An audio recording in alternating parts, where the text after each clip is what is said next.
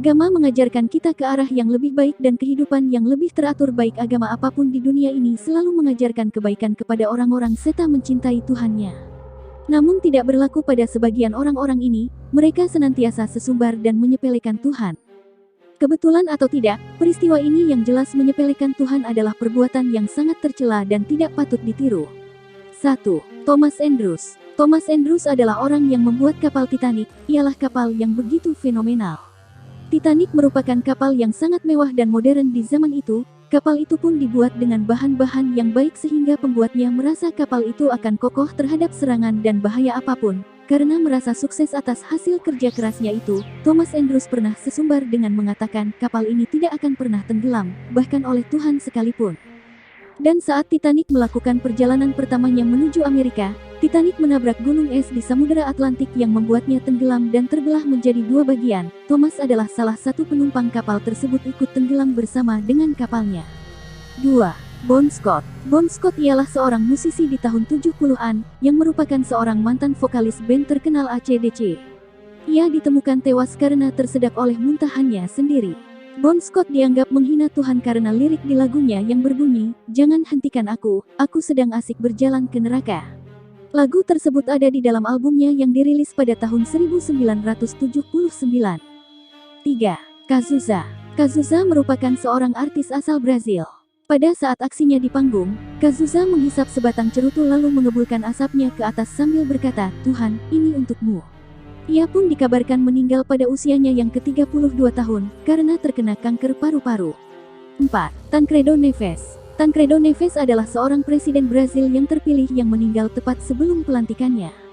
Pada saat berkampanye, Tancredo Neves pernah mengucapkan jika ia mendapatkan lebih dari 500.000 suara maka tidak akan ada seorang pun yang mampu menghalanginya menjadi presiden termasuk Tuhan. Dan pada saat itu ia pun berhasil mendapatkan lebih dari 500.000 suara dan maju sebagai presiden yang terpilih. Namun naas sebelum duduk di singgasana presiden secara sah, Tancredo Neves sudah meninggal lebih dulu. 5. Marilyn Monroe. Marilyn Monroe sebelum kematiannya ia pernah didatangi oleh seorang pendeta bernama Billy Graham. Dalam pertemuannya, pendeta itu mengatakan kalau ia datang karena harus menyampaikan sesuatu karena diutus oleh Roh Kudus. Kemudian Marilyn Monroe langsung berkata, "Maaf, saya tidak memerlukan Yesusmu itu." Beberapa hari kemudian, Monroe ditemukan meninggal di apartemennya. 6. John Lennon. John Lennon, salah satu personil The Beatles yang melegenda ini dikenal jenius dalam mengaransemen dan membuat lagu. John Lennon pernah berbicara kepada media yang mewawancarainya bahwa The Beatles lebih terkenal daripada Yesus. Bahkan John Lennon berkata siapa yang duluan tenggelam, Yesus beserta ajarannya ataukah The Beatles. Para fansnya di berbagai negara marah mendengar pernyataan dari Lennon tersebut. Para fansnya juga membakar poster serta piringan hitam John Lennon dan pada tanggal 8 Desember tahun 1980 Lennon tewas ditembak oleh fansnya sendiri. 7. Indra Kent.